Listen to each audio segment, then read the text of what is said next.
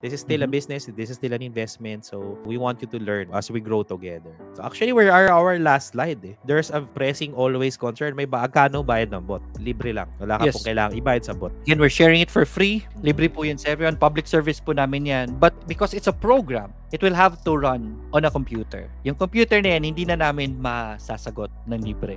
It has to run 24/7 na walang power interruptions, walang internet interruption. So, ang makabigay lang yan is a VPS. It's an online computer na 24/7 tatakbo. Kailangan nyo pong bayaran yan.